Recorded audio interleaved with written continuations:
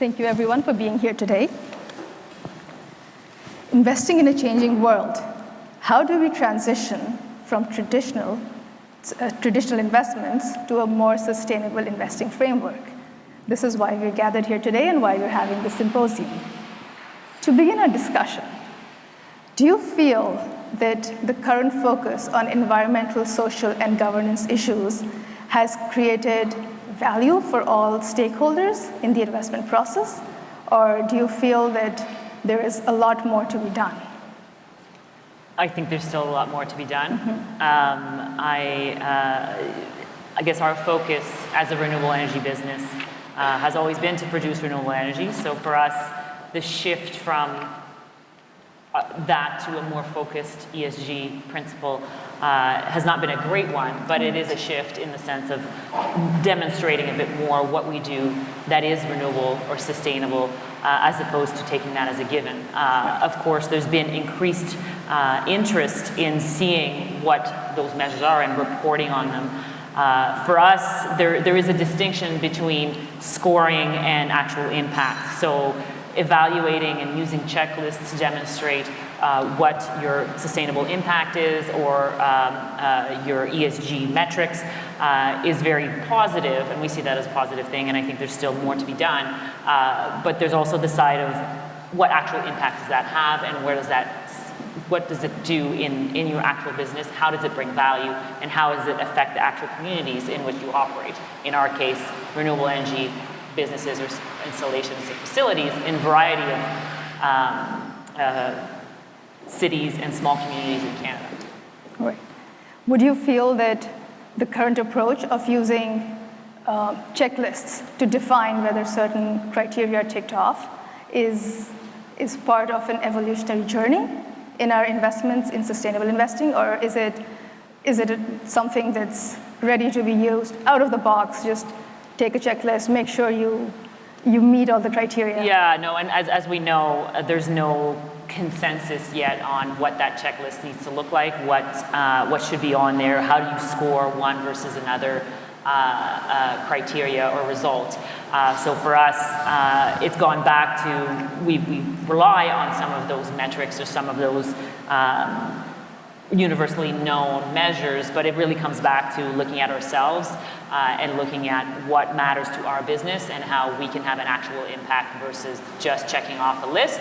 Of course, we want to present that in the most favorable way and be clear to our investors how we invest and how we have an impact. But again, with a lack of consensus, I think there's still some work to be done in how to value that and what baseline you start that evaluation from. Because that varies according to the industry or the jurisdiction. Correct. And Patrick, as an international investor, you can probably add some color to your experience with how ESG has been creating value or the way we are using ESG principles as of now. How do you feel that has helped Lombard Odier or investors in general? First of all, I think we should say that sustainable investing has to come from a conviction, perhaps from a number of convictions. The first conviction, and this is really important for finance as for any sector, is that our economic model of today just cannot go on as it is. I mean, the reality is that we're living in an industry that is in an economic model that is encouraging waste, idle products and services, lopsided types of balances in the world, and perhaps also a dirty way of producing and perhaps also consuming, generally speaking. This is what I call the wild economy. And if we are convinced about that, we also can be convinced that we are living now a transition towards an economy that is probably going to be cleaner, that is going to be leaner, more inclusive, and perhaps more circular. That's what I call the click model. So we move from the wild to the click model, and this transition is going on. How is this transition being developed? It is being developed through a number of accelerators. And these accelerators are basically consumers that do not want to consume or at least to buy the same services and products than they used to be for the reason I just mentioned. It is coming from political and regulatory pressures. You get better elected by defending an environmental policy than by defending the banking sector. And that's something that finance has to recognize. It is being facilitated by technology that bring us the ability to tackle some of the issues that we couldn't tackle in the past. And it is accelerated by the cost of capital, or decelerated by the cost of capital. That means capital has a huge role to play in this transition. If there's a transition, third conviction, this transition will lead to having a number of companies, and that's why you had this video as an introduction calling for ostriches and eagles, which is a simplification way to talk about those companies that will recognize the issues, perhaps translate those issues into their business models, take the time that is needed to adapt, and companies that will go on with using the shorter term types of preferences and perhaps exploit until they can products, services, models that have been successful until here. And finally, just to make sure about we understand where finance has to be adding value, I think what we believe, at least at Lombard for a number of years now, is that if you tackle those convictions correctly, you will probably be able to generate the single most important wave of additional returns for the portfolios that you've been able to do for the last 15 to 20 years. So we want to be part of that. So it will add value. Right. And it's interesting you speak of accelerators, because I feel that's where we need to figure out what are the priorities of our investments. Do we go back to traditional finance, where we speak about maximizing net present value, or do we set about some other priorities?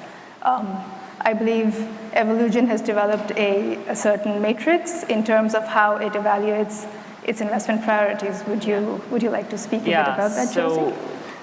Yeah, we're going to put up a bit. Sure. You'll see here, this is our priority matrix that we've put together a few years ago. We're in the process of refreshing it. And what that means is we canvass stakeholders, investors, employees, and regulators, and all sorts of stakeholders in our business, including shareholders, to see what they believe a priority is, and for us. And as we have been redoing this in the last few months, we're getting much more feedback, like increasingly positive feedback from people who are asking to give input as to what they believe a priority would be. So for us, we are focused on the things that actually have an impact on our business, and we want to respond to that in accordance with those priorities set out. Of course, after that comes actually putting objectives in place that actually make a difference and have an impact. So whether that's biodiversity or community relations, we then move into more specific objectives. Right, and clearly what the biggest axis for you is how you measure value for your business, but at the same time, what is its impact on all stakeholders at large. Yeah, and you see there the bottom axis is highest value for business, and the left is importance to the stakeholders. So when those two meet, that's the most value we can create. Right. And would you say, Patrick, that this is a problem that involves a lot of trade-offs, because there are a lot of stakeholders that need to be taken care of, but then there are a lot of competing priorities? Would you end up focusing on a smaller set of companies because there are a lot of competing trade-offs, or would you end up just having to meet fewer criteria but still having a larger investment set? Well, I think it has to be an extremely disciplined process to be credible on the one hand and sustainable on the second hand. And this process that we, for instance, use today is a process where we address sustainability, if you wish, in summary, in three pillars. The first pillar is the obvious financial sustainability of a company. The second, and this is by way of metrics that are the traditional ones. The second is basically the policies, the corporate policies that have been perhaps put in place by a company. There, I'll just come back to your previous question. There's as many opportunities to create as there are to destroy values. If you just buy and tick the boxes of the ESG scores, whatever quality they have, you will certainly not recognize those companies that will have impact and make a difference. You have to do more than that. And what we basically have done by developing our methodology is to make sure that while the issues are being recognized by management, policies have been established, impact is being measured. So this notion of impact measurement is really important. And then third pillar is the business model. So it's really not only the how, but it is also the what. Right. Is it, to do the things right is very important, right. But to do the right thing is even more important at this very moment. And when you talk about criteria, I think that you have to have as many criteria that you need for those three pillars. So it's probably an issue having rather more than too few criteria to start the process with. And then comes the issue of the materiality, which is an issue of selecting out of those. In our case, we have 115 sustainability criteria or data points that we use. We try to understand each of them, and for each sector to come with 2 or 3 or 4 types of main impact sources given the sector that we have to understand in a dialogue with the company. So it starts with a lot of data, and it finishes by a concentrated set of questions that have to be the relevant questions by industry or by sector. And even by jurisdiction, if I can add, right? Yeah. There's different priorities, either from a social or impact perspective. If you think about energy, displacing emitting energy production in Canada versus in other countries where their supply mix is very different, even the U.S., it will have a different impact and a different priority, or on social issues, whether health and safety or corruption, ethical conduct is a bigger issue or has more of an impact. It will depend not just on the industry, but also on the jurisdiction. Yeah, you're very right about that. And so it appears as if investing in a sustainable manner needs to take into account the needs of multiple stakeholders. And if you want to speak to every stakeholder in your value chain, that means you need a lot of time and a lot of resources allocated to making sure that you take care of all their concerns. And I think there was a project, which was the Kokish Hydro project. Yeah. That was a great model of how Evolugen involved all stakeholders. Would you like to share some information? Yeah, so I'll talk a little bit about that project. Yeah. The lessons from that project, of course, it took a very long time to bring it to fruition. Some of the lessons we learned is engaging early with stakeholders. When we initially presented this project to the First Nations that was involved or close, whose traditional territory we would be utilizing, they weren't on board. So despite that we thought we had a project that made sense and was sustainable, we had not considered all of their concerns or priorities in the process. So it involved going back to the table and really sitting down and having longer conversations about the fish, the habitat, and that river that was so important to their community. And in the end, we came to a solution that they could get on board. They then had a 25% investment in the business, so they are an equity partner. They bought their way in through a loan that we helped finance at the beginning, which they then converted to a P3 partnership and then just paid off recently, and now they see more of the benefit from that project.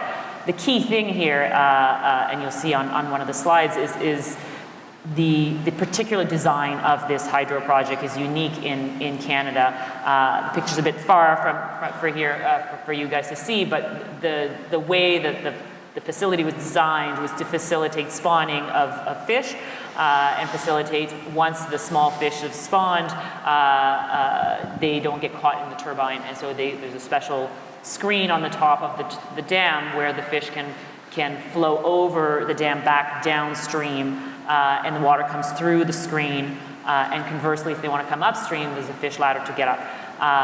That fish protection over time and hydro facilities become more and more of a story or an issue, and for us, this project in particular facilitates that. Again, the importance with this First Nations is to continue to have that dialogue. It's not, we had this very important process, in which we got on the same page, developed the project, we commissioned it, and you see there a picture of me with the new chief. So the chief changes over time. It's not like you commission a project and you walk away and everybody's happy and you know, get the benefits from the project. In our case, it's a continuous relationship, a continuous effort to, again, listen to different communities as the world changes, the environment changes, if they have particular challenges, in some cases with invasive species, et cetera. It's really listening and being present. So that does involve, to your point, some effort, some ongoing communication, individuals that are on the ground, whether at the operations or part of the community who work for our operations, and continuing to have that dialogue over time. And how did you find out about the concerns that your investors would have? Different ways. Like in this case, we were presenting them with the project, so they voiced their concerns pretty clearly. I think you have to be listening and you have to be present. You can't just expect that they're gonna, sometimes they'll be very vocal, but I mean, at the same time, you won't hear the real concerns. You might just hear the complaint and not hear really the solutions unless you're at the table. Sometimes that involves FaceTime, chief-to-chief discussions, and in another case in Ontario, we gave back some land to First Nations because it was very important to them, and we didn't really understand that until we had more time to sit with them and understand the history of that particular cave and just understand that they needed it back and it was really theirs, and so we ceded it back to them formally. So clearly a lot of investment of time and effort. Yeah, and I'd say for sustainable investing, the challenge is being close to the asset. And I know as an investor, you can't be close to every asset you invest in, but as an investment manager, understanding those nuances and that there's no one checklist and that a score of A or 80% versus actually understanding what the impact is challenging. Right.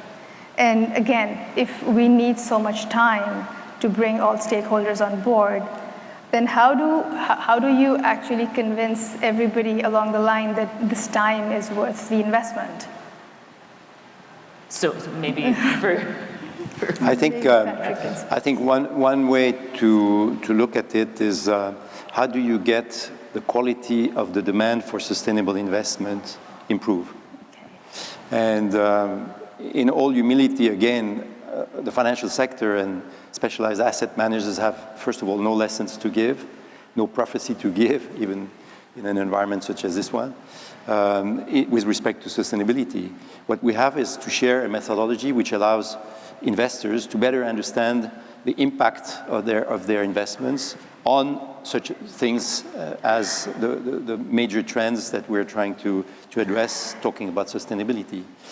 For instance, what we've experienced, making sure that this community of interest becomes really genuine, what we've experienced at Lombard is that the most radical change in the perception by investors of the importance and the interest of investing sustainably came when we were able to provide for each portfolio a diagnostic about, for instance, carbon content, water wastages, or today we have more than 20 different types of criteria that we can address to make sure every sensitivity is being covered, most of the sensitivities can be covered. If someone is, for instance, very interested in making sure that the issue of meat processing is correctly addressed, because one believes that this is probably one of the biggest issues that we have to address, even for climate change, I think this is possible to address in a traditional reporting with some metrics that can be developed.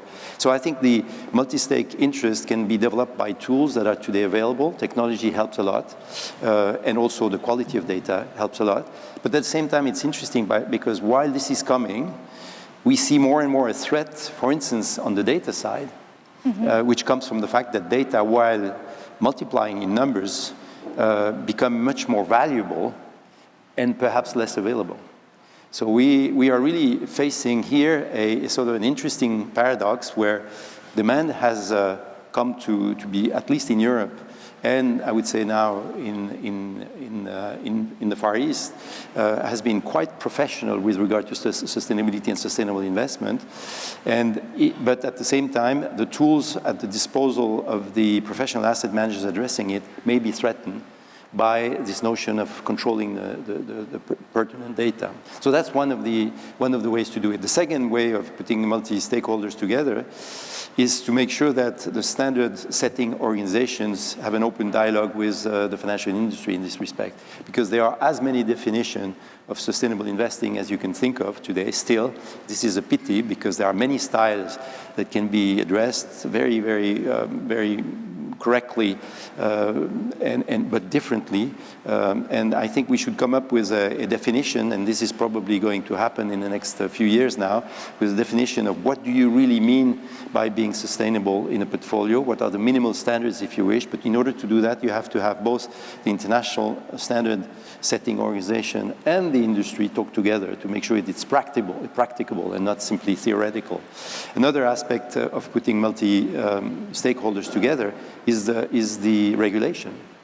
Regulation could be or become again a major constraint rather than a facilitator for sustainable investing. So what's the response? The response is engaging early enough in the process of setting regulations to facilitate investment in sustainable companies or sectors, rather than suffer the constraints that will, by definition, come if this dialogue is not being developed. So in one word, like in 100, dialogue.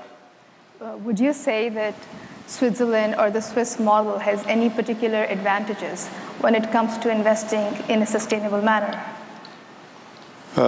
We have a huge advantage is that our authorities, i.e. our Ministry of Finance, and who happens today, because you know about the particularity about our system, we change president of the Confederation every year.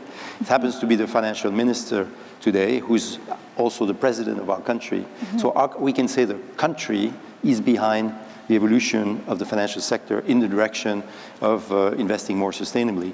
And that means that he will, and the ministries and the authorities will develop and continue to develop the frame within which sustainable investing can be fostered. I talked about regulation, but it's also a matter of, for instance, tax issues. It's perhaps also a matter of prudential facilities to be put in place. So yes, we do. And the second reason why we are probably prone to sustainable investment is, as you know, from an energy point of view, we look a little bit like Quebec. We are lucky enough to benefit from still a number of glaciers, that is a lot of water, and 65% of our energy comes from hydraulic sources. So it basically is a natural reflex to talk about sustainability in our country. Right. So clearly it is a journey for all of us as we switch our portfolios from traditional investments to more ESG conscious investing frameworks. What would you say is the greatest challenge right now as investors pivot to a more socially conscious framework? And what do you think would be the right answer to this challenge? Should it be to just divest, or should it be to hold off on divesting in an abrupt manner, to recognize that we as investors have a responsibility to not walk away from our past decisions, but to help the transition in a more gradual manner? I think it is a transition. Mm-hmm. As you know, the quote says there, divesting will not necessarily move the needle and incent people to act in a different way. It can have an impact, right. But we believe more in that transition because there's a large amount of effort required. In the case of reaching targets by 2030 or 2050, there is so much to be done. And in the energy side, it's going to be a plurality of solutions, and there are companies that will move towards and will facilitate that transition, and we have to invest in that transition, and we have to invest, as we've seen, some eagles that might be moving towards that more sustainable, cleaner future. And we believe in that in helping, even in our business, as we see the future and the future growth of our business is to help companies get to that point and offer other solutions. I think innovation is important. I think when we were talking about governments facilitating, I think it's very important for them to facilitate. I think a lot of the momentum will come from the investors and the voters in the case of electing officials, and that their policies be driven to facilitate and encourage innovation as opposed to picking or directing how this will happen. Because if you pick certain technologies, you might be missing the opportunity of seeing or getting the innovation put forward for other ideas or other methods of managing or of producing energy in the case of energy. Right. And Patrick, earlier on we had seen a little bit about eagles and ostriches. Would you like to share some information on what makes a company an eagle or an ostrich, and why do you feel that one has a sustainable approach and the other one does not? Again, I think it's, this is a campaign tool. I mean, it's basically to simplify the understanding of what we're trying to do, and the understanding here, I hope, gets through, i.e. we're looking at companies in which top management has understood what are the key issues that relate to their economic model. And then once they've done that, how do they translate that understanding in the evolution of their business model? And what are the steps that are being taken to evolve from the current situation? And I very much concur with what Josée was saying before. It's not a matter of excluding or divesting. It's a matter of making sure that the company has been recognized as being on a journey to evolve from a legacy type of situation into a new world type of situation within the same sector, sometimes not, but sometimes within the same sector, in order to move from, give you an example, which is sensitive, but of course, especially in this country, but from the fossil, for instance, industry into the energy providing field, and sort of moving slowly but surely into replacing what will become stranded assets and for an investor destroy value to high growth industries and or sectors that will be wonderful opportunities to invest and provide portfolio returns.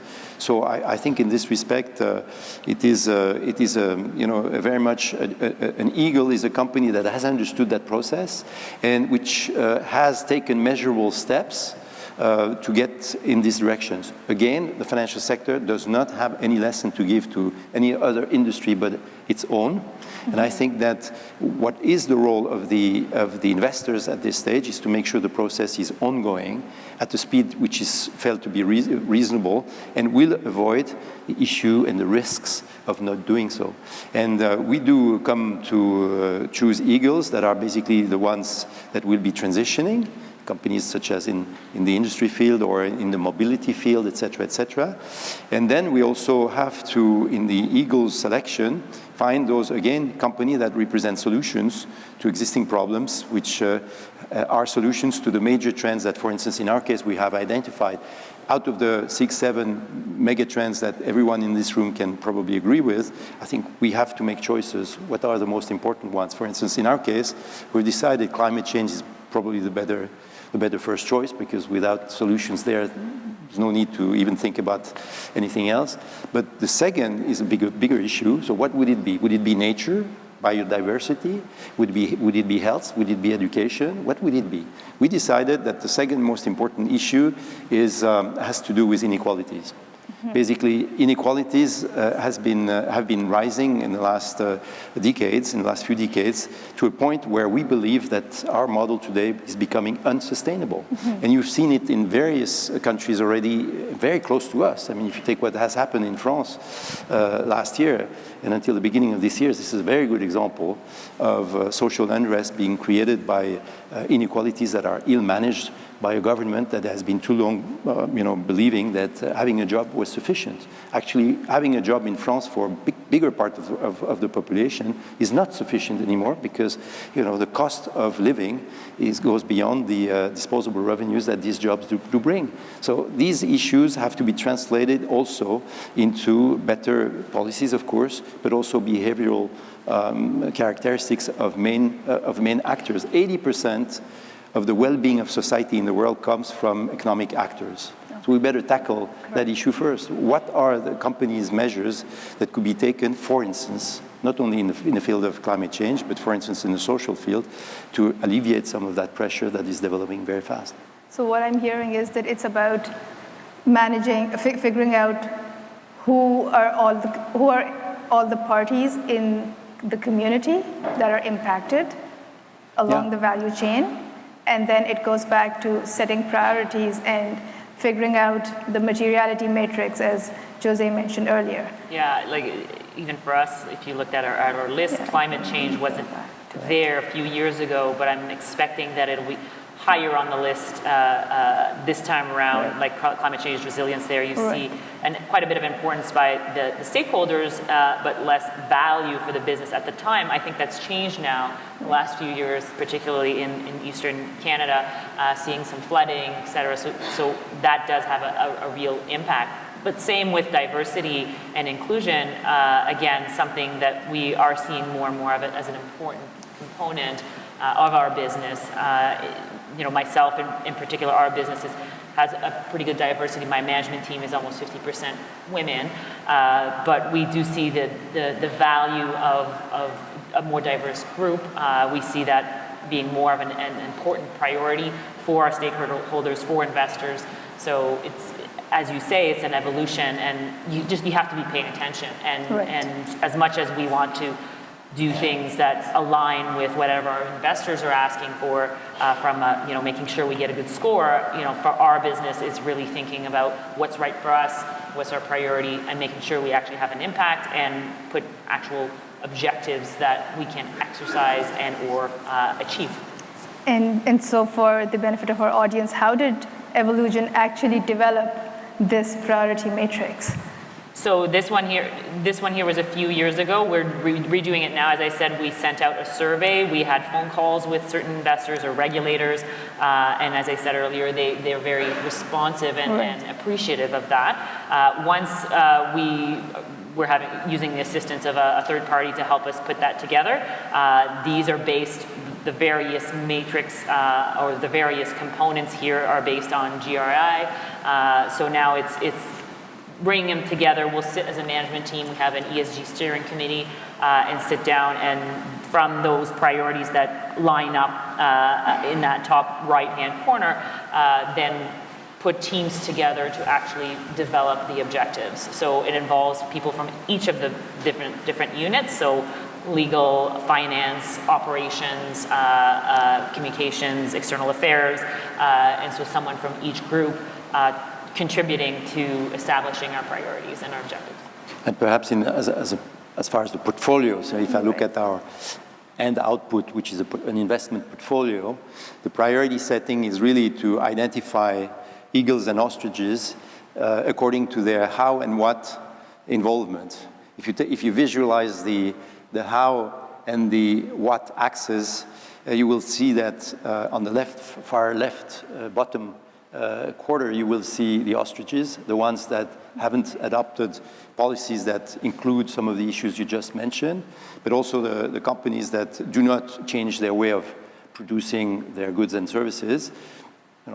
Is Oreo, for instance, a product that's going to be sustainable à la longue? I don't know, but I don't think so. For instance, to give an example, and then on the far right upper corner, you will find the eagles, i.e. the companies that have changed their policies to integrate some of the criteria that society is now willing to see. Small parenthesis, the biggest step to be taken is to move from the legal setup into the societal setup. Is legal enough today to be behaving according to societal wishes and objectives? Certainly not anymore. This is an interesting paradigm that we have to go through, where basically society is moving much faster than the legal setup itself. And that's why I always say that we have to make sure the legal setup does not catch up alone. We have to help this legal setup catch up together. And if you just come back to this matrix I was alluding to in terms of priority of investing, ostriches, eagles, then you have a very interesting other aspect of that matrix, which is the right lower quadrant, where companies are doing things right, but the wrong things. Okay. I.e., they're doing it well. Yeah. They have all the diversity policies you want. They have educational things. They have respect for the environment. They are perhaps moving to circular types of production mechanism, but they're simply in the wrong business.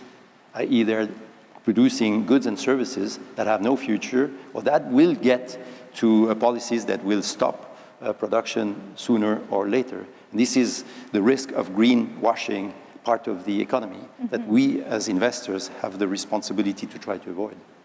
So how do you, as an investor, filter out the greenwashing or the ostriches from the eagles, and how do you find them before other investors? Well, we don't pretend to find them before other investors, but we're trying to develop methodologies to make sure that we recognize companies that, again, are acting both on the policy and on the business model. I mean, this is no rocket science. It's just another way of including non-financial data into the analytical process and engaging into a dialogue with the right subsets of questions I was referring to before. 115 actually, 160 questions to be summed up to 3 or 4 key priorities that we want to ask to the company, that we want to select on a continuing basis, is what it boils down to, really, frankly speaking. And this has to be adapted to the sector in which the company is. Right, so clearly there's a lot of investment of effort and human resources in analyzing all investment opportunities and then filtering down to companies that would be eagles, in your opinion, or in your case, companies that investment opportunities that align with your values and with your materiality matrix.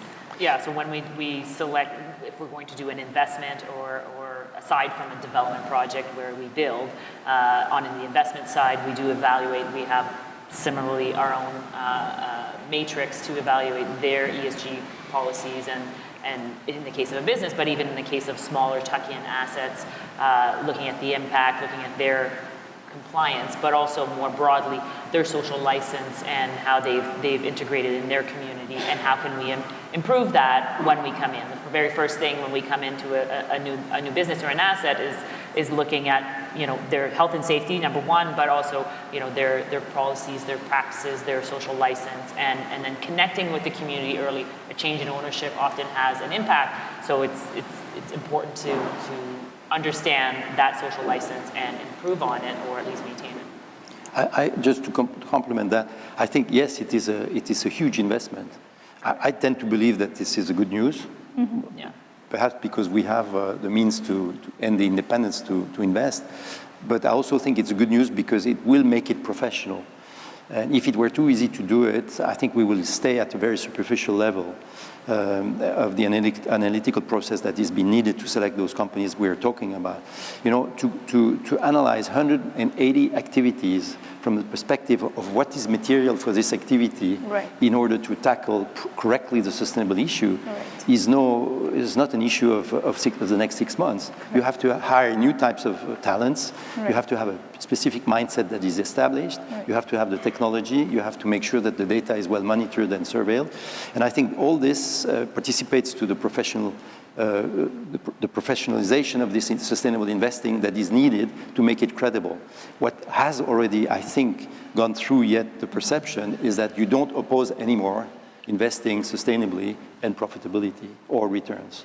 I mean, now I think everyone understands that, not to be too careful about industries that may, from a political decision, suddenly be stopped to evolve. Take the coal industry, for instance, which is an interesting industry subject to many now regional decisions, that within the next X months, this is not going to be possible.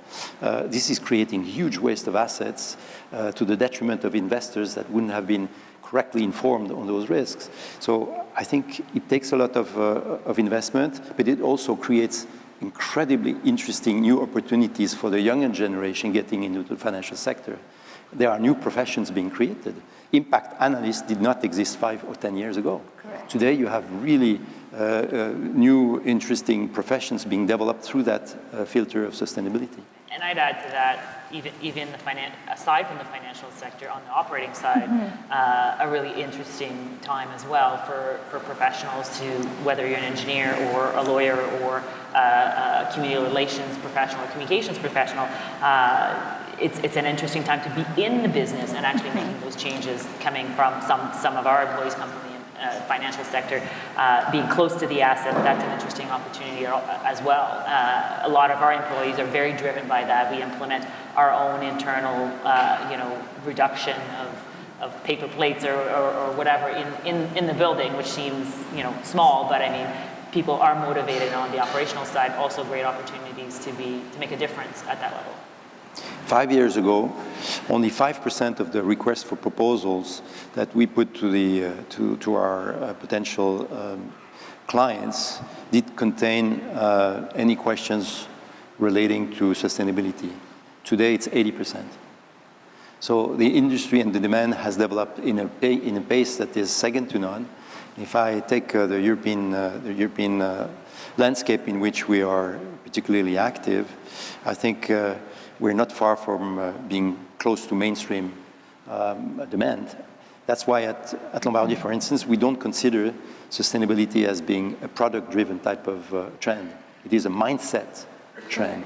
And for us, it's not an issue of having a product that is sustainable, a financial product, or it is across all asset classes, having an investment philosophy that have our investors wear those new glasses that make us understand the world through the lenses of sustainability in a more productive and interesting and probably safer way than otherwise we would be able to do. That is correct. And for Evolugen, because you're closer to the asset, you're able to set your priorities and drive the results of a project in the way that aligns with your values. Yes. Right. Yeah.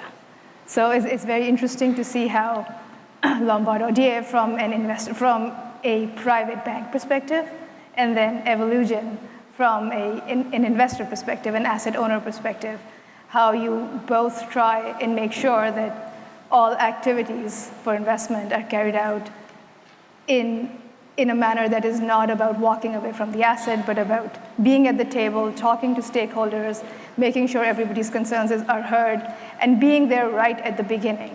That's the message that I've heard, being there right at the beginning and then going back regularly, checking in consistently with all stakeholders to make sure that everybody's aligned, everybody feels heard, and that's how we can evolve from ESG 1.0 to 2.0 to 3.0, or maybe even 4.0. Yeah, I think it's correct. I mean, for us, we are at ESG 0.3 or 3.0 because we have this issue of, as I said, adding to the impact measurement, the transformation of the business model of the company. But I think what is interesting is that ESG engagement, if you wish, stewardship, does not only facilitate the company's understanding of what it needs to be doing in order to have the sympathy of future investors. What it also does, it reveals company that until here would never belong to investment or standard investment portfolios, simply by telling those companies how good they are and how better they should simply communicate about their policies. We have discovered, for instance, I take our emerging universe of companies, we've discovered a number of companies that do belong to a core portfolio, equity portfolio, but simply could not from a sustainable point of view because they were not disclosing half of what they should have done to be considered as sustainable companies. And this is another very interesting aspect because it boils down to the cost of capital. You know, if you can tell a company that has been discovered as a great company in a great sector, in this case it was a Chinese noodle company, that was a fantastic company, actually the largest producer of noodles in China, that we could and wanted to have in our portfolios, but we could not professionally do so without having enough published information by this company. We developed the dialogue alongside trying to make this company publish what needed to be included by the industry into those types of portfolios. And boils down to having this company today finance itself in a much easier way than it would have done without that. And we've seen that as well, as I said earlier. Right. We've been producing renewable energy for many, many years and never thought it was necessary. So previously, a question from an investor on what's your ESG policy, we would just kind of put something together quickly and say, we're a renewable energy company, we produce X amount of gigawatt hours of energy a year, we displace, or displace X amount of fossil fuels or power a certain number of homes, and that was sufficient. It's just not anymore. Doesn't mean that we weren't doing the right thing before. Right. It's just that we were not presenting it in a way that is now expected. So there's an adjustment. So investors have become more sophisticated, and in line with that, we see more transparency or a demand for more information sharing. Yeah, I guess is that what you'd say? In our case, I wouldn't say Right. transparency because we weren't hiding it. It's just Right. we never thought people weren't asking about it as Right. much as they are today. So now putting that, reporting it in a certain way, and again, standardization of that is something that we welcome. But at the same time, as I said, we'll do what's right for our business and make sure that we operate in the best way possible. Transparency is an interesting issue because it could be a tremendous source of added value. Think about consumers that simply want to be healthier in their way of consuming nutritive goods. The fact that you know what you eat is probably a good way to be starting, right? Yeah. So I think transparency is a fantastic source of added value, but it's also it could be an exorbitant cost for companies. You have to manage that very carefully. Again, to summarize, if you look at it objectively, it's still much cheaper not to take care about sustainable policies than it is to take care of them. If you're in agriculture and you want to develop your agricultural exploitation in a sustainable way, I bet that the cost of reporting is a huge additional cost versus the one that will simply not take care of these issues at all. The fact is that this is going to be short-lived, but still at this time, the norm is still to do things in the traditional way rather than to do it in a sustainable way. And I think this is the mindset that we should try to encourage politicians and regulators to change. Thank you for sharing your insights with us and on the importance of changing our mindsets as investors and future leaders. On this note, we will begin taking questions.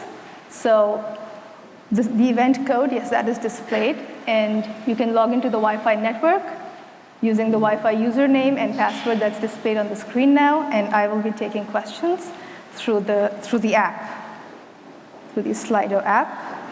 So, just a minute. Okay. So this is for Patrick. What is one ego that you are most excited about and why? Yeah, there's a number of good examples, but if I take a simple one that is very close to us, if you take Nestlé, for instance. Nestlé, 25 years ago, was considered as being the sources of lots of unsustainable types of results and impacts. You remember the issues about the water produced by Nestlé being mixed, dirty water mixed with very good products, et cetera, et cetera. And all those things have developed into a company that has taken care of these sustainable issues in a most exemplary way. And if you look at Nestlé's today compared to other food manufacturers, I was mentioning this a bit before, it's interesting again to see that if you sum it up in 2 or 3 very important aspects of sustainability for a food manufacturer, what would it be? Well, in my view, it would be how do you tackle the issues such as sugar in your food manufacturing? Well, Nestlé is one of the very good examples of a company that has decided to set science-based targets to the food content of their products that will contribute to alleviate some of the health issues linked to too much sugar, despite the fact that consumers would still love to have more in some of the products. Right. Second interesting aspect, I summarize this because it's of course much more complex than that, is if you look at how Nestlé is tackling the other very important issue of any food manufacturer, which is basically packaging. Nestlé has just decided to create not only new ways of packaging, but an institute, an academy within the group, as it has done for nutrition a long time ago, Nestlé University, a sort of a university to tackle issues relating to how to package differently, which is also a sign of recognizing the main issue of the food industry, or one of the very main issues of the food industry that has to do with sustainability. So you asked me one of the good examples. I think this is a good example that you can oppose to, of course, ostriches. Thank you. Next question. So this goes to the panel. Have there been any mistakes in your pursuit of sustainable investing? What lessons can you share with us? In our case, I would say, as I said earlier, is taking for granted or assuming that you understand stakeholders and their needs and their requirements. I think taking the time to have that dialogue and have a real dialogue, having the right people at the table, giving it the time that it requires, having it, as I said earlier, a chief-to-chief conversation, that goes a long way in actually being genuine and actually going to the root of the issue. Same with negotiating any kind of transaction. Really understanding the other side's perspective will get you to a common goal much more easily. So that's not really a question as to sustainable investing, but maybe as to sustainable operating, I guess. For us, again, one has to remember, yes, sustainability is not an issue of the last 2 years, but still, the proof of the pudding is not in the results of many, many years. I mean, if you look at sustainability from a strict investment point of view, until only very recently, you didn't have metrics that you could use that would focus the minds in a professional way or in enough professional way to make sure that you were addressing the right issues. Take climate. I tend to believe that the COP21, the Paris Agreement, was absolutely game-changing in this respect. The fact that people and the overall scientific community for once agreed, together with the politicians, that 1.5 or 2 degree were metrics that people could refer to, was a game changer. And it allowed not only to start analyze what were the consequences of going over 1.5, as you know, 400 million people having to be moved, 65 cities in the world disappearing, et cetera, right. but also to try to put a number of the investments that needed to be put into solving some of these issues, and also sort of a qualitative approach to the practices that had to be changed by companies to contribute to reaching that objective, which, by the way, we're not reaching at all, just by the way. But that's another issue. Have we successfully translated that in our behavior? Not. But for the financial industry, it was a tremendous help. So if you look at, that was one, but of course some of the scandals at the same year, 2015, helped also. The Dieselgate was a huge beneficial, at least for the rest of the world, perhaps not for Volkswagen, which, by the way, would probably belong much more than any other car company into an Eagle portfolio than many think. I think it was a tremendous way to show that the market starts very seriously to sanction companies that don't behave according to sustainable standards. So that is a 5 years, not even 5 year story. So the mistake for me is probably not to use those examples early enough with our own internal investors to convince them that they had to go faster in analyzing those various ideas that we were discussing, whether eagles or ostriches. I think on an investing example, that diligence and asking the right questions at the right time.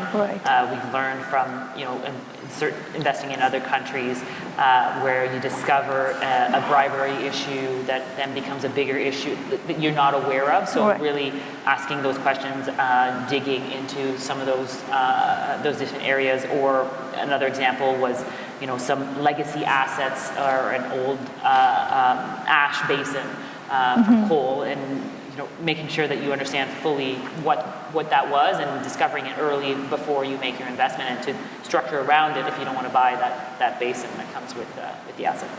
But one mistake we could be making right now, for me, that's maybe an issue where it's certainly an issue where you're much more competent, but I tend to be extremely puzzled by the idea that we could move from the current energy cost situation very fast and much faster than we thought to a zero cost of energy situation.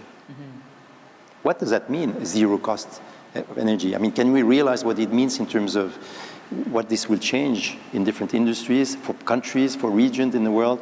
What will that mean for existing companies that have huge asset bases into otherwise different types of energy producing capacities? And on your point about having multiple countries and operations in multiple countries, we have a question here which says, how do Evolugen and Lombard Odier compare Canada to other European countries in terms of sustainable investments and integration of ESG?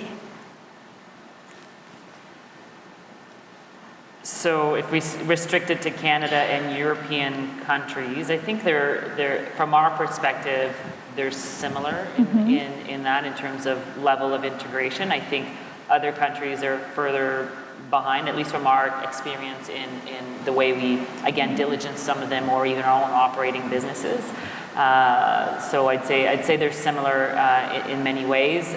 There's different priorities, different realities of the landscape, obviously, and when you're talking about energy, Canada and this landscape of Canada versus European countries, but I don't know if you have a different view. No, there's certainly a home country bias when it comes to the specific industries that the country is specializing in. I mean, by definition, the collateral damage of changing course with regard to the fossil energy production capacity is big. So, of course, again, you don't get elected very easily by stopping producing oil or exploiting fossil oil. So I understand that time for transition might be different in certain countries depending on the specific industry. So that's one very objective factor. But still, the perception, if you look at the perception of investors, perhaps I would say Europe is probably quite advanced on that journey of understanding that there's no way of getting back to other way of analyzing what a good or productive portfolio will be. I still think that there's a common understanding that sustainable investing is simply good investment. Okay, thank you. So this is an interesting question on analyzing the value chain. It says, what framework would you use to vet sustainability along the value chain? For example, solar panels use cobalt, which is mined in the DRC, which is the Republic of Congo, under poor conditions. How do you figure out what your exposure is? I guess it's evaluating the whole value chain. Right, yeah. Right? So I think certain metrics, whether it is, evaluating your emissions from, a level 1 to a level 3, or it's the full value chain and or life cycle of what you're producing, whether it's batteries for a car or a solar panel that has a life that is 20 years, and then what do you do with it, right? So I'd say, what framework would we use to vet that? I don't know that we have one in particular, other than to recognize where, how we would use that asset, and how we would dispose of it, and what it would help in the meantime. I think overall we don't evaluate the full cycle. I think, again, going back to a metric or a checklist or a score, I think you need to evaluate all of that, and I think there's a lot of work to be done before you can get to that point. Right. So I don't know if you, in your investment framework, if you have more of that expertise. Yeah, no, I think it's again getting down to the four or five key questions that are material to the P&L, the cash flow, or the balance sheet of a company we want to select. The overall value chain it has to be considered. Now, again, we probably consider it at this time more, and the question is phrased in a way that allows me to say that, more on the sense of what are the types of controversies that you want to avoid having some of your companies involved in. And it's extremely interesting to see that controversies cannot be avoided. Controversy is an issue, I'm sure you understand, but it's an issue of perception. What are the things you don't want to see a company be involved in because you think it's going to damage its reputation or even lead to even worse types of consequences? And it could be a cartel agreement in some countries, it could be a corruption in others, it could be a crime, it could be a tremendous negligence on health issues around waste management, etc., etc. The fact is that these issues are being treated today in the dialogue with the top management. So, for instance, when we have an issue such as DRC, poor conditions of mining or extracting, these are issues that are being asked and that we ask the management of the companies that we still want to consider about in terms of how they want to manage it. And of course, again, objectively from our own point of view, we decide whether it's a good, or less good, or bad answer. Right. And if it's not a good answer, we probably overweight a company that has the good answer versus a company that doesn't have it. Very interesting. It's also the recognition of what impact those different things have, as opposed to having your head in the sand and not recognizing and just saying, well, this is good, solar panels are good, full stop. Yeah. I think it's the recognition of evaluating that full value chain and what's the next step and what's the future. Are there other types of energy, or how will that be rectified and or managed going forward? Right, and head in the sand goes back to the ostrich example completely. Perhaps an example of our industry, being humble enough to recognize the financial sector has to take some lessons of that. I was referring to the issue of taking provision for wrongdoings. Right. I still think that if you are in a dialogue with a financial company that you want to include in your portfolio, and coming to the analysis of the balance sheet, you ask the qualitative question of how is it possible that you have such big provisions for wrongdoings? You better get the right answer before you include this company in the portfolio. So that is one perspective on how to talk to companies that are delivering financial results but might not be doing it in the right way. We now have a question on a similar but different tangent, which says, what is your perspective on bad companies doing the right things? For example, communities that are dependent on industries such as fossil fuel.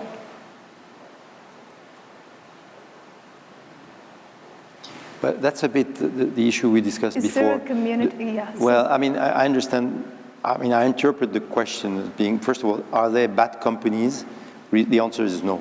There are no bad companies by definition. Mm-hmm. There are companies that are doing perfectly their job into industries that become considered as being not sustainable. Right. So if I take it this way, I think, again, the issue of the right thing is more important than anything else, because you can take a company that does nevertheless produce oil with, again, very good policies that is not criticized, or not to be criticized from that angle, but simply has to be analyzed in terms of the risk it takes, not recognizing the change of business model. So here, this is fairly easy. Now, the other part of the question has to do with what I said before. Many commercial banks are now subject to pressure from parliamentaries, for instance, about stopping financing certain types of industries. And I think the right answer is to say that they can't do this before they have correctly analyzed the collateral damage of doing that, not only for themselves, but certainly for the communities in which they are involved. I mean, if you simply put a very important company of a smaller urban center into bankruptcy because you stop financing it, I don't think it's going to be a sustainable way for the financial sector to allocate capital. Fair. If we have one more question, then yes. Do you think carbon trapping technology is a step in the right direction, or a direction that supports the fossil fuel industry?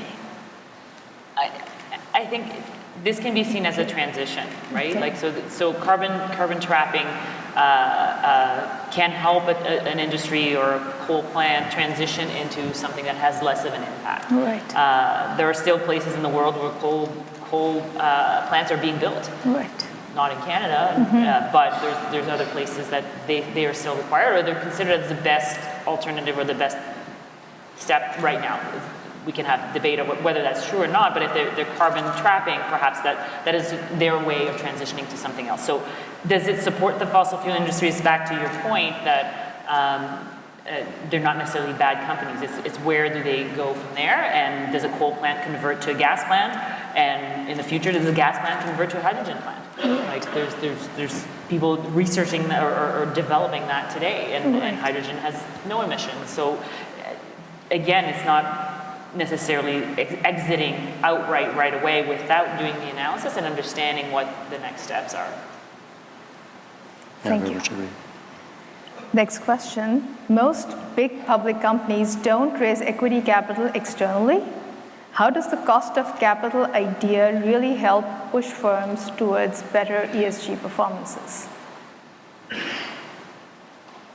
Not sure how public companies don't raise capital. Yeah, they do I'm raise not capital sure. But let's say if the question is the second part. Yeah. Maybe external to their country? Is that maybe that's it? I don't know. No, but I mean, the answer is in the question. Yeah. I mean, capital is a production factor as much as labor. In order to be competitive, you have to have a mix of labor and capital at a cost that is competitive.